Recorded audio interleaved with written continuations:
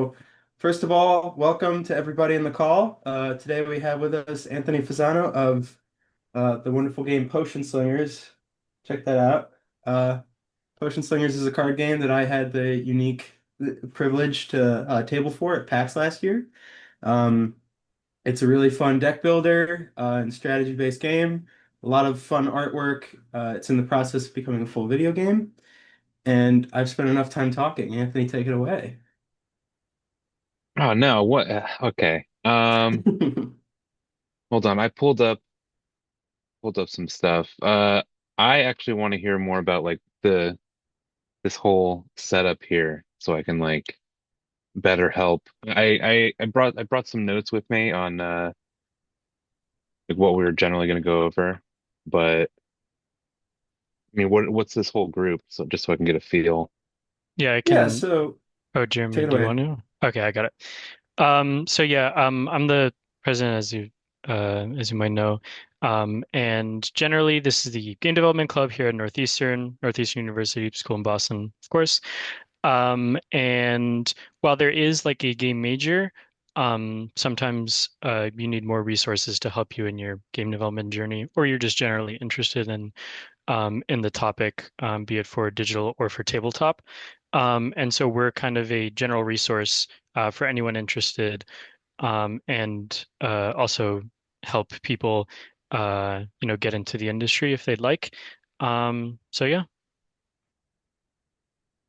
All right, sounds good to me.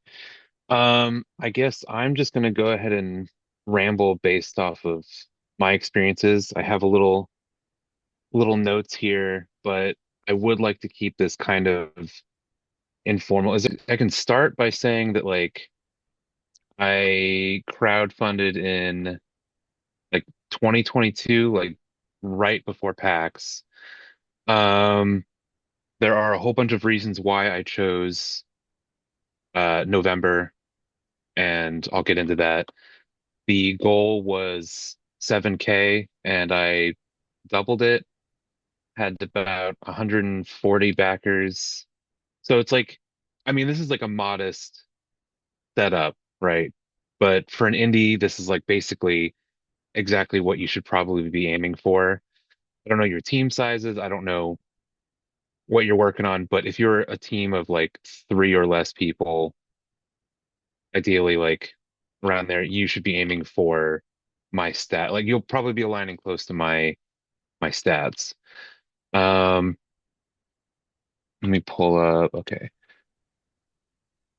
So I guess first off, I would say you need to consider what platforms you're going to be using. I used Kickstarter because in that specific point in time, that was the correct platform to use. But nowadays there's GameFound, which jury's out on which one's better. Indiegogo was absorbed completely by GameFound, so they're not even, I mean, that's just its own thing. And then BackerKit was originally used to help supplement fulfillment for Kickstarter, but they're trying to do the same. It seems like Kickstarter and BackerKit are kind of like competing for what the other was doing. But we can get into that. I would say you'd need to look into like what is best for this time period of like when you're releasing to see which one might be better. But write down GameFound and Kickstarter for now. Uh, because I use Kickstarter, this will be my main experience and reference point. Um, so I haven't used GameFound yet. I have friends who are currently using it and they've had basically the same amount of success. So we can like talk about that in a bit. Um, Yeah, actually, that kind of reminds me that I have some friends who also did their own just like crowdfunded game, also around like 15,000 total. I believe it was actually like the same metrics where they started at like 7,000 and then doubled it for a digital game in this case. But they use Kickstarter as well. Um, and so yeah, I guess I mean just continue if you have anything else. But I have some questions yeah. later. What did you do for marketing and getting eyes on the game slash Kickstarter? I will. get to that once I. It's a good question. I'm going to cover it, but I'll make a point to elaborate further. Um, so what you need to do is okay. So it's like I want to crowdfund my game because I want more eyes on it. I have no money. Those are basically the like number one and number two reasons for deciding to crowdfund. What is important is considering what it takes to get ready for your campaign.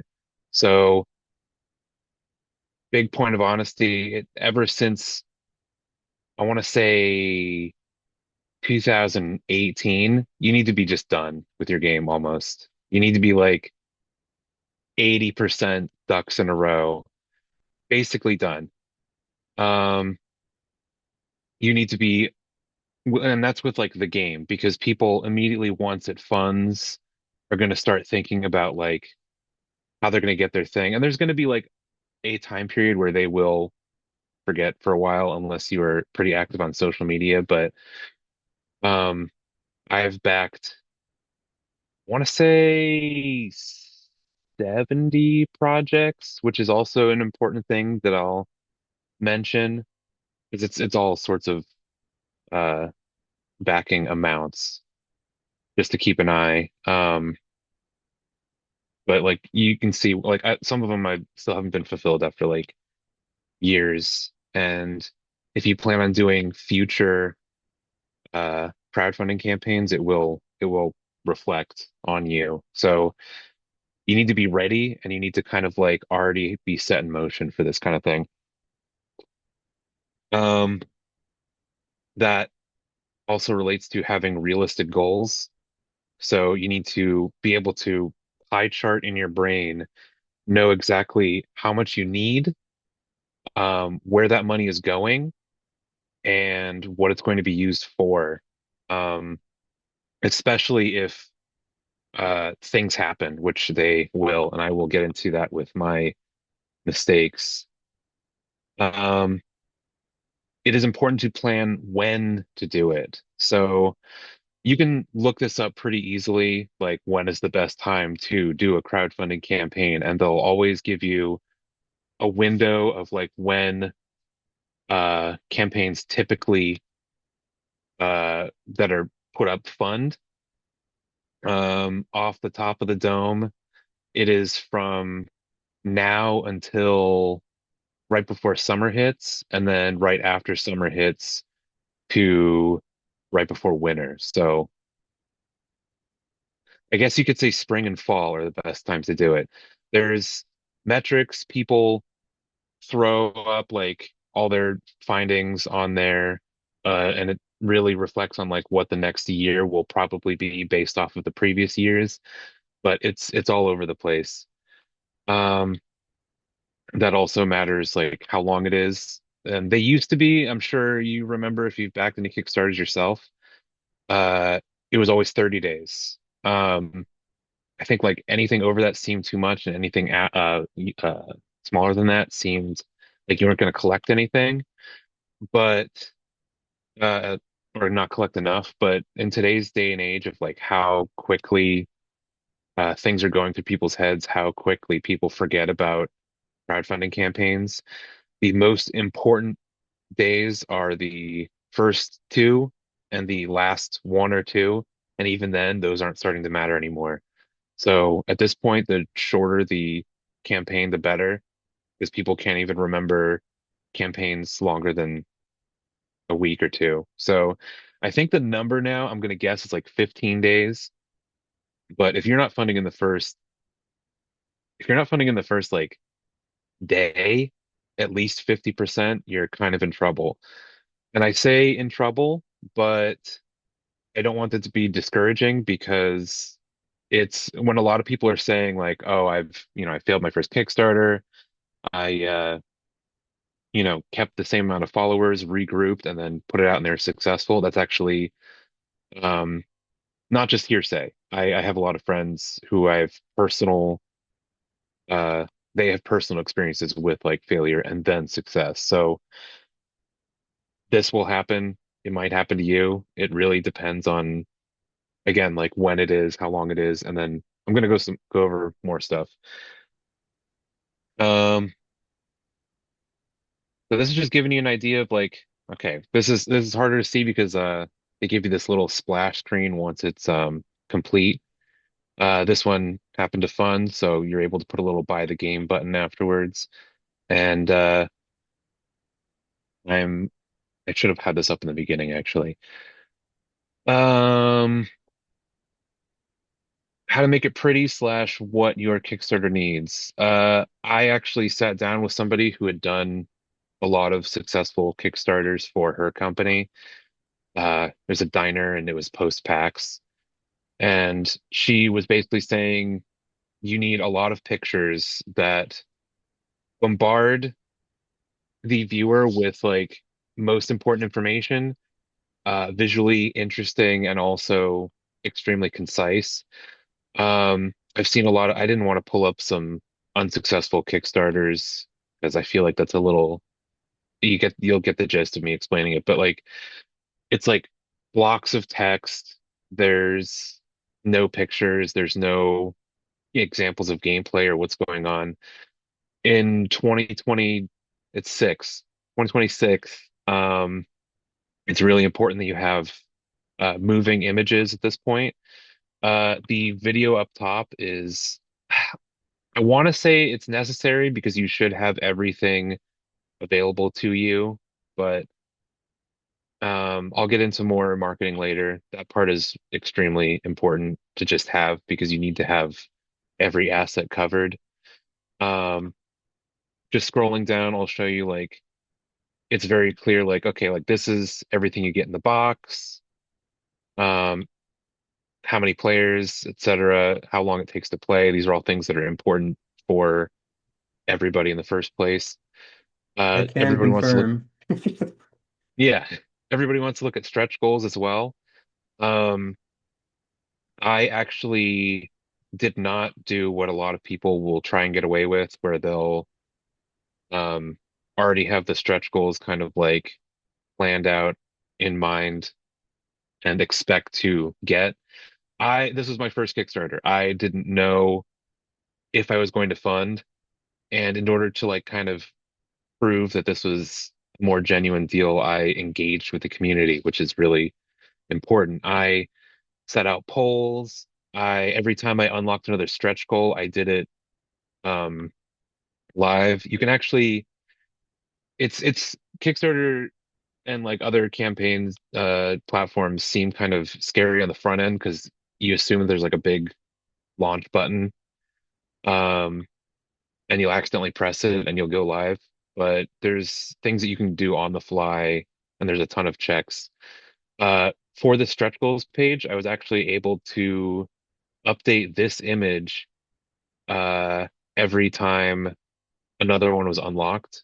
And there were like question marks and like secret stuff locked behind the thing. And you can just keep re-uploading to new images to make it live. And I would actually reflect the choices that were made with polls that I had with different with the backers. So it was kind of like a fun thing that was happening. Like the extra ninth character that was unlocked. Uh, I had people choose between like five or six different names, and the Trashomancer won. So I designed a character around that, and then made it live for the Kickstarter. Um, basically, like telling people how to play. Uh, ex super simple. People don't really, you'll always have like the people who are reading through because they want to know more about everything. But the more I'm seeing it, the more people are kind of like backing based off of vibes. So it's like if you have everything really well put together and informative, people will kind of like glean and they'll kind of absorb whether they want to get it or not. And there's a few people who read the fine print, but it's becoming like lower and lower the more I see campaigns and like talk to people who are uh like super backers in general. Um, I know that, oh yeah, here's the thing that I actually had people vote and added this to the campaign.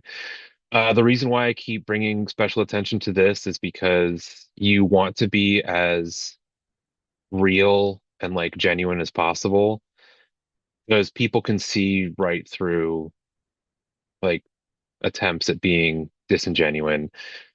Just showing people like, hey, like I'm doing this on the fly. I actually need this money. I'm trying to build a community, and people gravitate towards this kind of like earnestness.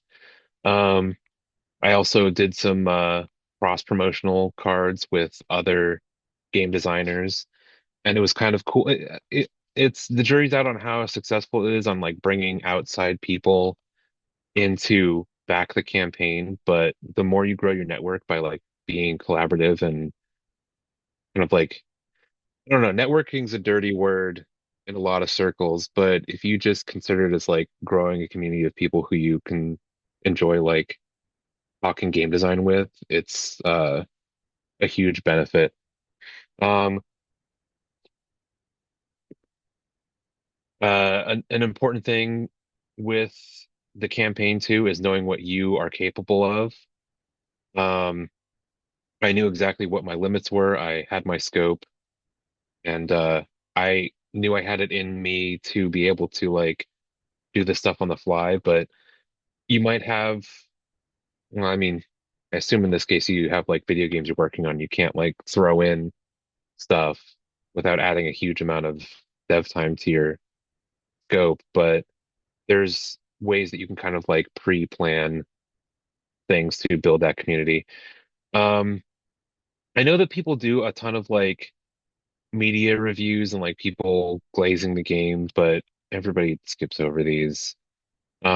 Maybe if you have like 10 and you have them from like the most famous people, it matters. But like if nobody knows who the like YouTube influencer is, then they don't care.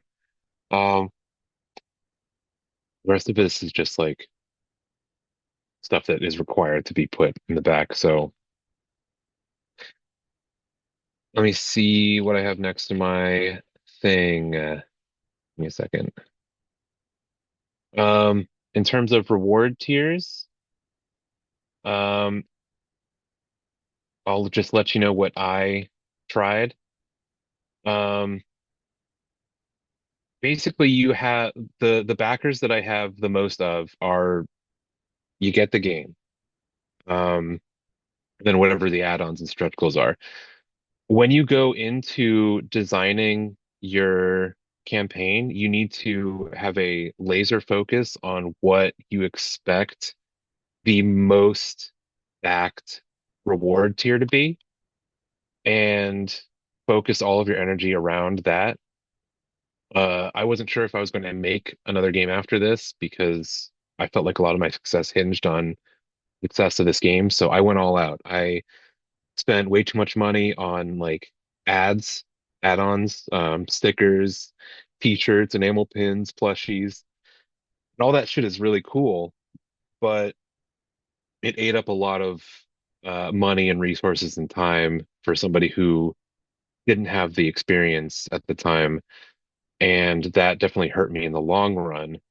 I mean, I have all this merch that I can like give out and sell slowly over time, but as a first campaign, I probably should have just focused on like you get the game and not really care about how many other tiers there are. I mean, I assumed that like scouring through 50 to 100 different Kickstarters, I landed on six being uh, a good idea. Having like for specifically tabletops, having a tier for like retail, game stores. There's always a custom one, so I was like, oh, you can design your own character, and all of this was like kind of like window dressing for the main tier that I cared about, which was the $30 main tier. And I needed to basically plan out um so like okay, if I were to say I need this much money to print my game. My game cost $6, $7 landed, which is how much money it costs to manufacture the game, um, get it shipped overseas and on my doorstep, and then how much money I would need to charge in order to recoup all of the other losses.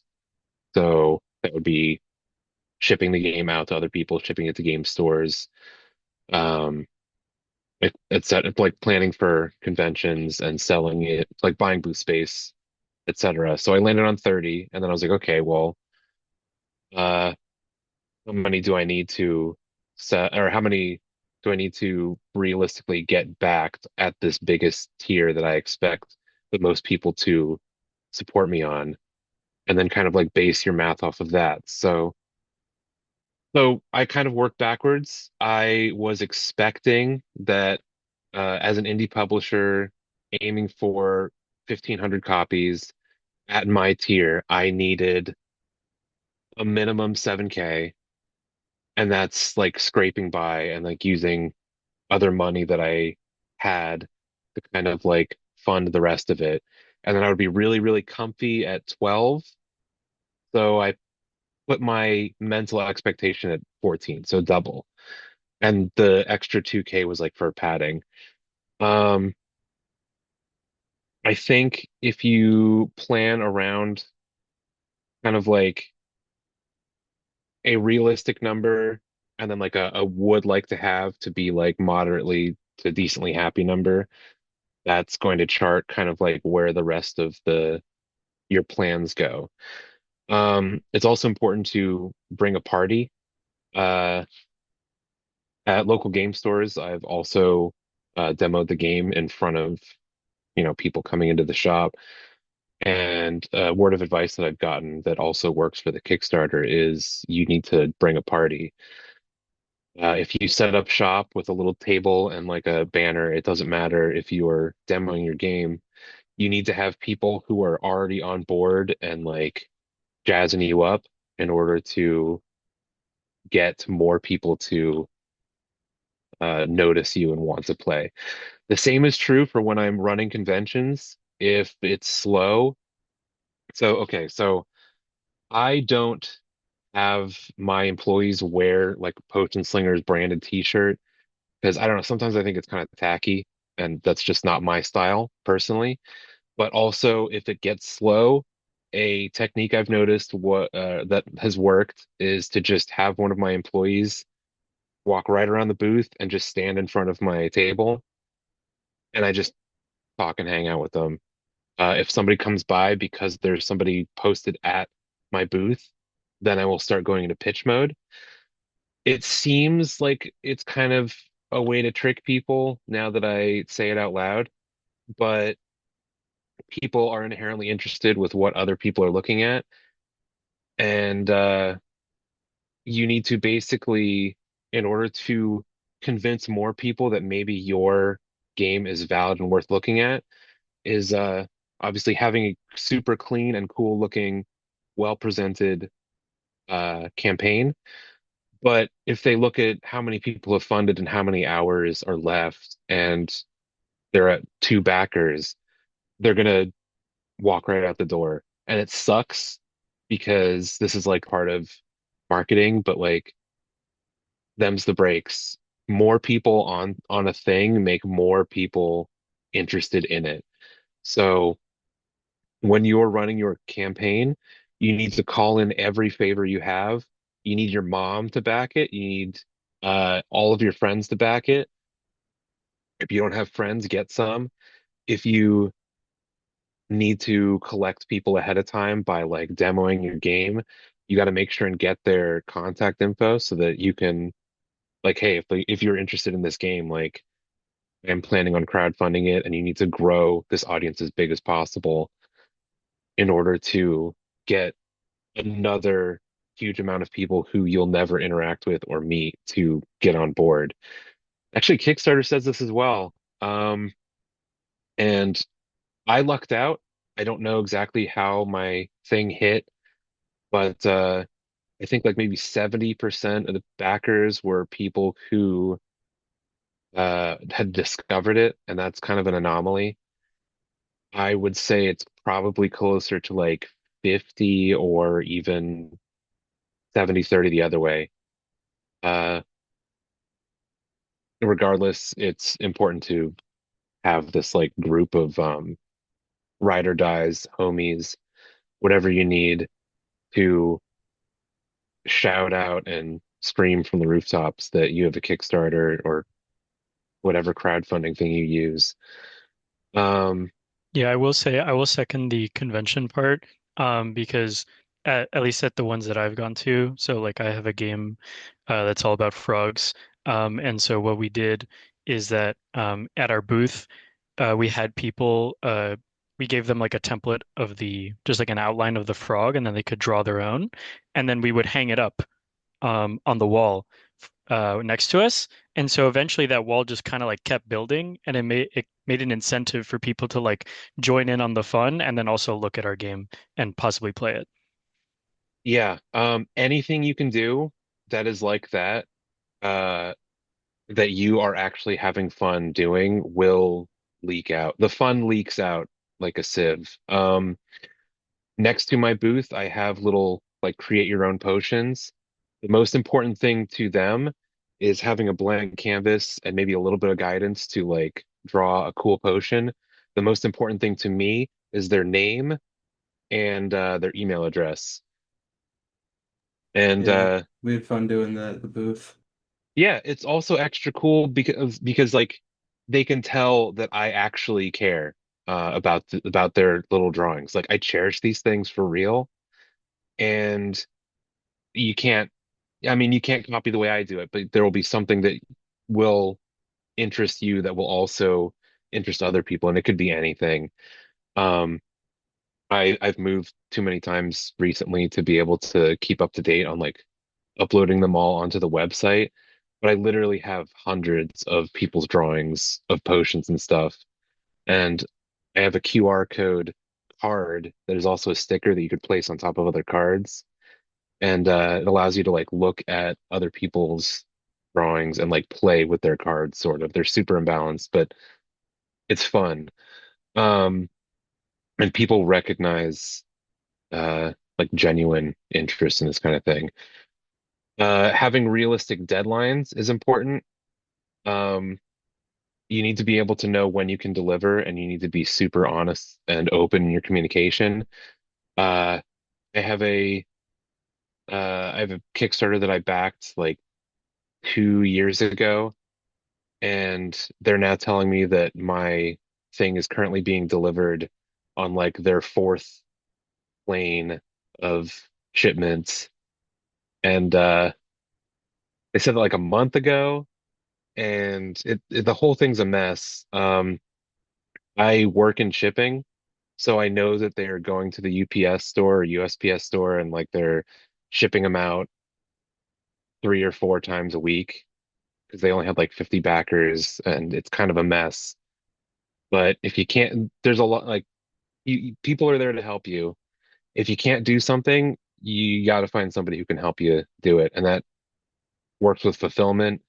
Um, you can literally email me about anything and I will answer it. And if I don't know, I will send you on your way to somebody I do know. And I think that I'm going to hammer that in again. Uh, Send emails, answer all of your emails. I don't care about anything else. Like, do social media stuff, whatever. You need to actually like email people who give you business cards and build those connections. Um, I knew I had another point in here somewhere. I forgot to go over the best deadlines or the best times to do Kickstarters. Or maybe I went over briefly. Yeah, spring and fall. The reason why is based off of like um people don't want to buy games in the summertime or before Christmas because they're doing other shopping. It worked out for me to do it in November because the way it was obviously before Christmas. I did it during Halloween to go with like kind of like a spookier theme, and like my game's all about magic and alchemy, so don't know, whatever. It kind of works. But most importantly, I was able to plan out months in advance when I thought I would be done with all of the artwork, when I would manufacture it based off of like there was a whole well, I did it during the beginning of COVID, so there was a whole bunch of issues with like shipping containers being um staggered out more and basically working backwards to make sure that my tabletop game would be in my hands before the tabletop convention PAX Unplugged. So maybe you want to consider when you could start fulfilling before like PAX East or PAX West or another video game focused convention, or maybe you want to do a tabletop game and you need to focus on Unplugged, but you need to pay attention to like future dates and you have to use that to work backwards and plan out when you're going to do your campaign. Um, I think I lost the plot with the points I was going to bring up. So I would love to open up the floor to questions after I answer this one in the chat. Do you think funding for physical/video games are different or the same? Do people fund physical games more or less?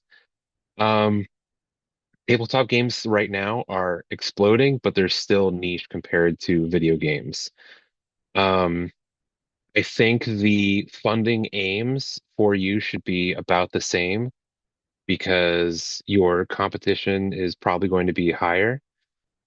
That being said, you don't have to worry about manufacturing as much as I did. You just have to worry about um, everything else that would be done with like the platforms that you'll be releasing on and everything else. Well, I guess you'd have to worry about manufacturing if you're like, I'm making physical copies because people really enjoy those. Or, you know, I have some like merch that I want to tie in to like kind of further incentivize people to do add-ons. Um, what was the logic for the cost of the different tiers and what is included in each? Typically, everybody thinks that uh, the next tier will give them everything in the previous tier. It wouldn't mess with convention. Uh, so for Kickstarter, for example, there's always a back for $1 tier. A lot of people utilize that space to put in add-ons, keychains, whatever bullshit, like multiple copies, customize their tiers. That is what the $1 add-on is for. Um, my logic for the next one is $27. I should have just made it 30 because like that's another $3 per person and those start to matter after a while. But I was second guessing my ability to sell these. Don't because you can learn and relaunch. Uh, I'm sure it'll be different based off of like a video game that you would be working on. And I know there's like magic numbers for the video game prices. Uh, I believe that the magic numbers right now are $8 and $12 and I think 18.99, something like that. I know there's somebody who just did a talk on like how they came up on uh their like video game pricing maths, but it's out there. I think if you just type in like crowdfunding 2026 analytics, you'll probably get some juicy info. For me specifically, I wanted to give everybody else a deluxe version. So the next tier is for people who are willing to support me more than like the most basic tier that I was expecting. Um, that one was the second most popular. It included every little item of merch plus a plushie because I didn't want to have to deal with manufacturing a ton of those. I basically made it so you could only get the plushie if you bought the deluxe version, which is like $100. Um, Obviously I put it at 99 because everybody who says that pricing is sneaky that way is correct, and you don't really want to break with convention like that. The local game store retail tier, I put at $111. Based off of my math, it was just 6 copies of the base game at MSRP cut in half without paying for shipping.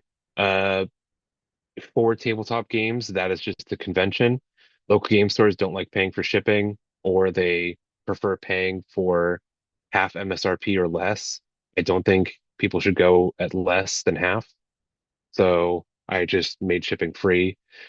Plus, I worked in shipping, so I was able to do it for much cheaper and factor that into these prices. Uh, Super LGS Retail Tier Deluxe is basically just the higher deluxe version, but tripled. It's just to fit everything in there.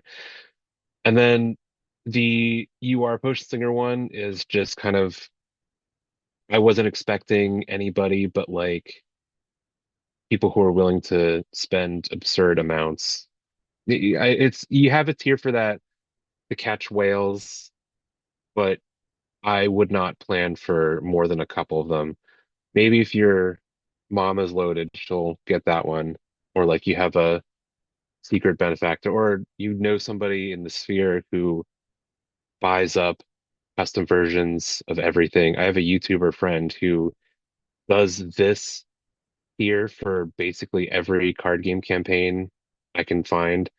And so his goal is to make like as many games as possible have his like little PNG tuber character in their games. So expect to like get at least one of those guys, but limit it so that you don't have to overload yourself with a whole bunch of custom requests because this one for me was a slog having to guarantee uh fully customizable characters for specific people this many times and balance them was nightmare and I did not expect it to be this many. So definitely put a limit on that.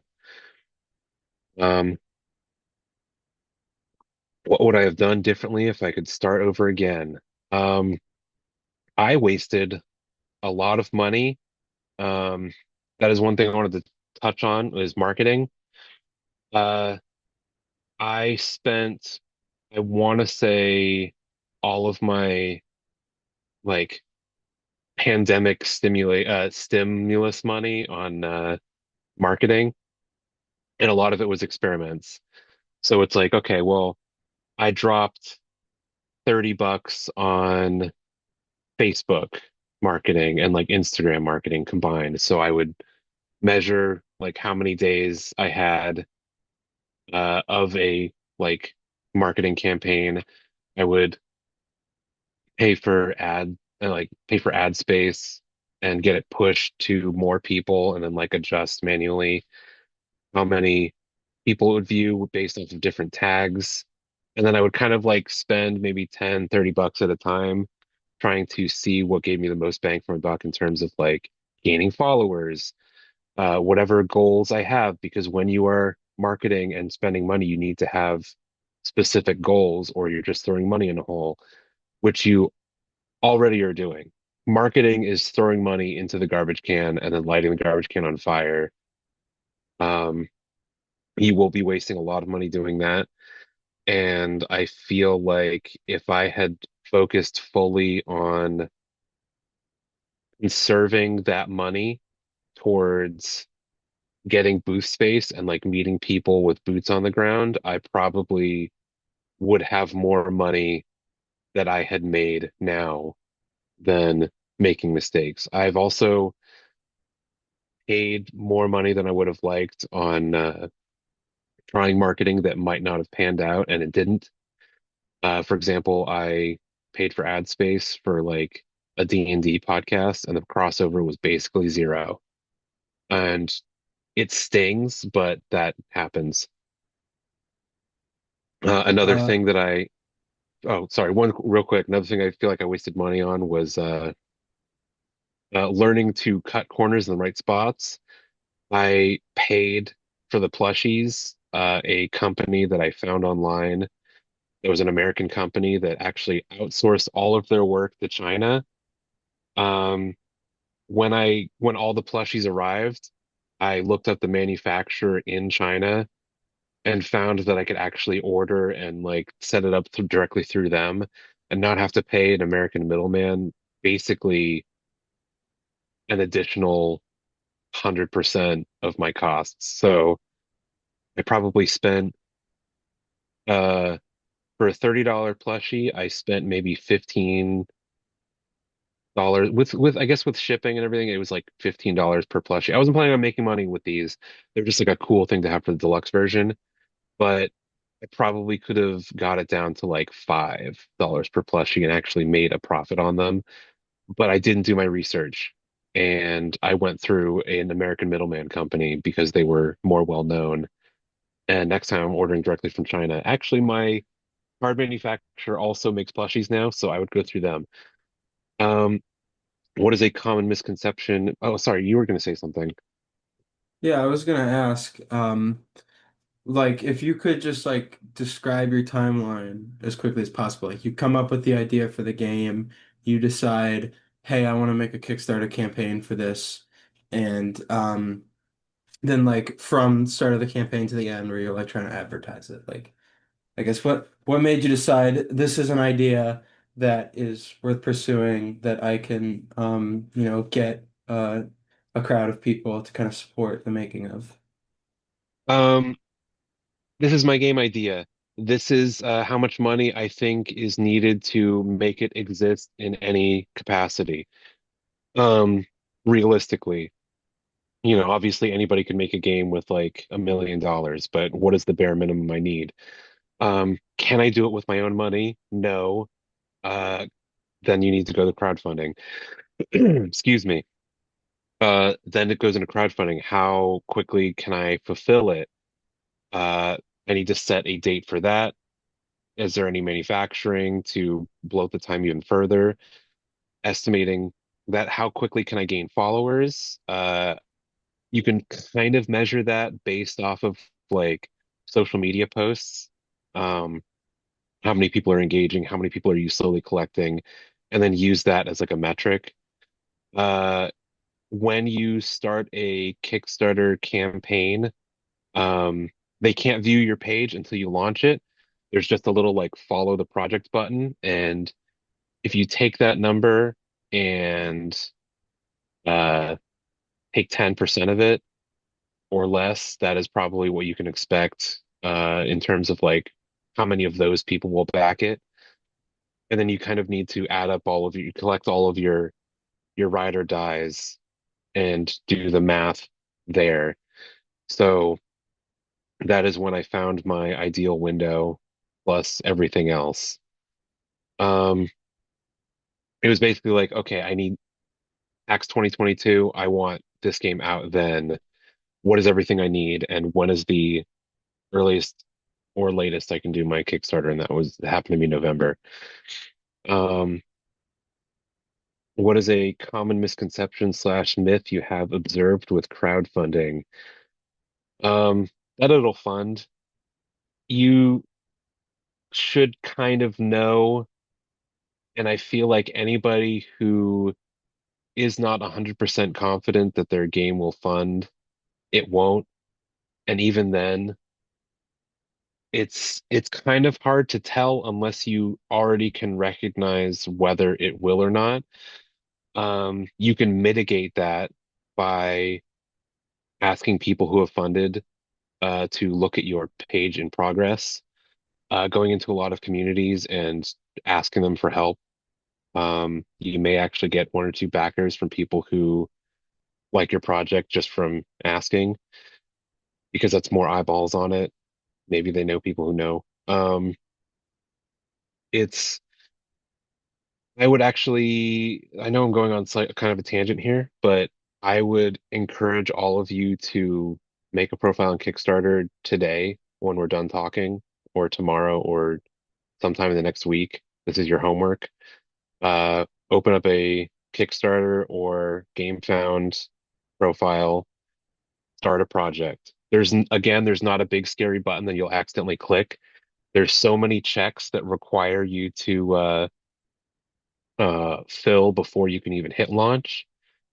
and you need to get familiar with their template and how they build a page.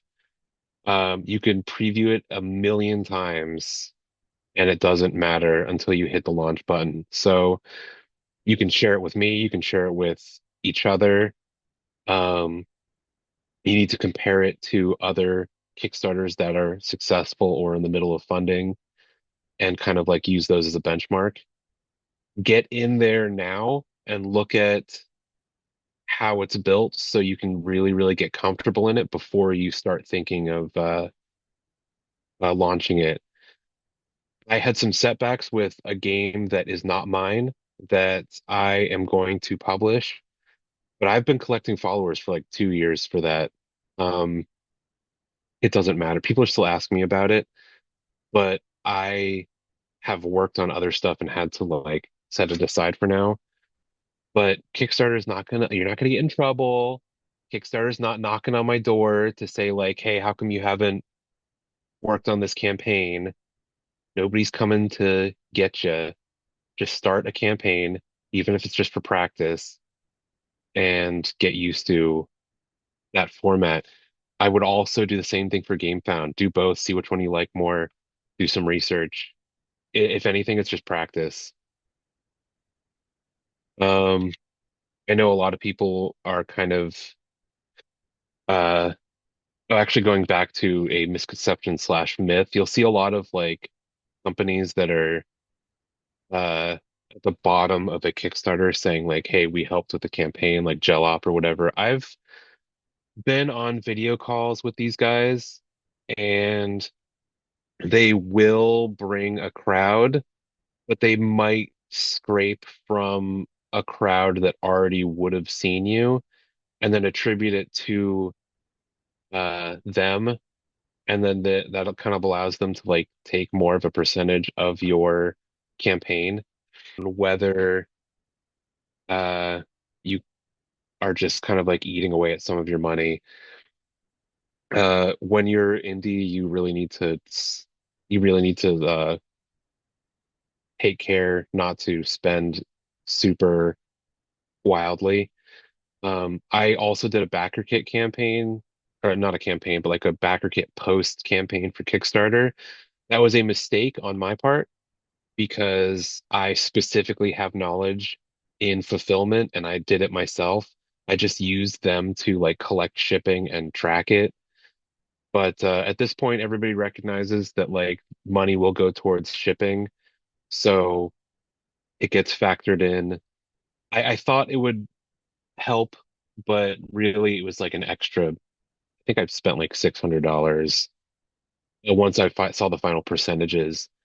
And it's like that stung, you know. I think of everything in pricing in terms of like units that I have to sell to recoup some of that. Uh, it's like that scene in Interstellar where it's like, oh, this little maneuver is going to cost us this many years. In my case, it's always like, oh shit, I had to ship this box. This little maneuver is going to cost me 3 games. So you really need to pay attention to everything. Write it all down, log your hours. Um, any other questions? I'm sure I've missed something on of stuff actually. Uh, I will say real quick, actually, if you have any glaring questions or questions 2 hours from now, a week from now, you can hit me up on literally any social media platform, email me. I will tell you everything. Can you actually put your email in the chat for people to get that? Yeah. Thank you. Um, I don't really care about this, but I will do it as a formality. Um, get everybody to join your Discord. Mhm. Uh, whatever. You don't have to join it, but like you should be getting people to look at your socials. I always tell everybody like whenever everybody's like, "Oh, do you have a business card?" It's always just like, "Hey, the name of my game is PotionSlingers, and all of my socials, Instagram, Facebook, whatever, everything is PotionSlingers." If you want to look at the Kickstarter campaign again, that's that's the link. Obviously, don't get too excited. I'm still like this is still my first campaign from 2022, tail end of 2022, beginning of 2023. So you can look at me as a benchmark, sure, but you should also be looking at everybody else whose goals are at my level. So like people who are asking for 7 to 15K, but also you need to look at what you type of game you're making, what type of project you're making, and find games that are on that level and focus on that. Don't be looking at like Edmund Macmillan's uh Binding of Isaac Four Souls game or like eugenics or whatever because that's not realistic. I'm not looking at the biggest Kickstarter campaigns of all time for tabletop games because I'm not a AAA or even AA designer. I am just a guy, and my brother's working on the video game, so we have much more realistic goals in mind.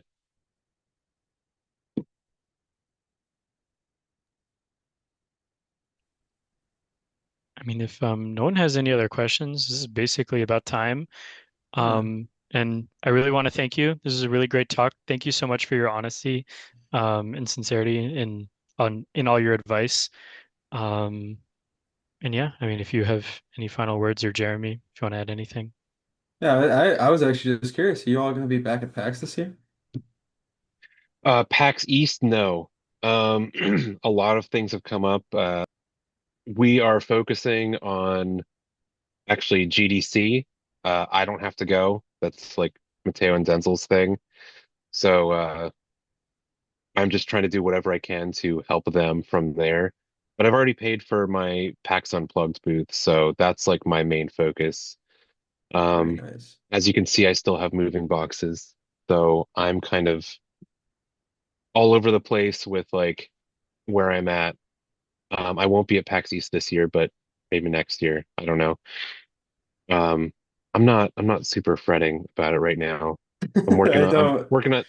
That's an working on the expensive video game stuff, and then I'm campaign. working on like a new like tabletop IP about skateboarding and failing a lot. Um, again, Cool. your homework should be uh make a little practice campaign on Kickstarter and GameFound. If you're serious about this, your homework. It's for you, it's not for me. So do that. Get some practice in. Um, for extra credit, message me, send an email. Make sure you respond to an email that I send back. I promise I'll try and respond. I'm usually pretty good about responding to everybody. Uh, it really helps. I have people who are still asking me questions about my game via Instagram. Like, hey, we bought this at PAX like a year ago. Um, how does this interaction work? You gotta keep on it so people will come back. I feel really bad, but I'm getting to the threshold of like how much people can recognize faces, and I have people who are starting to come back, and I'm having like I'm familiar, like I recognize their faces, but it's starting to it's cool that there are this many people that are coming back and be like, hey, I bought your game. I remember you from last year. And I'm just like, oh, I remember your face. There's no way I'm ever going to remember your name. And actually, I don't actually feel that bad because you will probably not remember mine if it wasn't on the box. Um, but the way you continue to cultivate followers is through relationships, and the way you cultivate relationships is by being genuine. And you be genuine by, I don't know how to tell you how to do that. Um, but Don't all of this lie. stuff will. Mm, lying, that's different. There has to be an Bend the truth. honesty. No, not even that. There has to be an honesty in how you present yourself and being, I don't know, like, Don't be fake. Don't be a ladder climber. uh, I tell everybody way too much information I think, and I think that that helps. I don't know, Hmm, yeah. Everyone does it whatever. differently. Anyone else with a question? Yeah, All not. right. Yeah, thank you for listening to me talk for an hour. I wrote all of these notes like 2 hours ago. I feel a little bad about it, but if you had heard me year one or year zero, uh, I was a mess. I bombed an interview on a news station, like live television. I'm sitting there like stuttering and then just like I completely forgot what I was gonna say. And even when Oh. but like people are okay with that too. My first pitches for the booth, um people would come up to my booth, they'd be like, "Oh, this looks interesting. What is this?" And I'd be like, "You're gonna have to forgive me. I this is my first time and I'm kind of just gonna fumble through it. I'm gonna make mistakes, so stand by." And I'm sorry about that. And people are like, "Oh no, yeah, like please, I'm going to struggle with this, but I promise this is worth your time." And people usually like there's a lot of grace when you're doing one-on-one stuff, and I feel like that carries you far. Go to a lot of stuff. Um, this is a that what you're doing right now is a good start. Um, I would see if there's any other groups to play test your games. I know that Philly had like a game makers guild for both video games and tabletop games, and they cross pollinated sometimes, but it's important to get as many people as you can. I don't know, networking is just like how can you get people to be as excited about you as like what they're working on? Like get excited about what other people are doing. What they're doing is cool, and this is really hard, and you can't do it on your own. Everybody is going to help you. It's hard, but That is true. everybody else is doing something else that's hard. And if you ask questions, people usually answer them. So True. Just join like a Discord with some people that you made connections with at some event or something. If you're both like making a game, just ask each other questions about each game. Like, I think that really helps. Yeah. But yeah, I yeah. guess if we have no other questions or anything else to say, I mean, it's basically it. Class is So over. Thank you, Professor class is Anthony. over. Send 8:30, absolutely nailed it.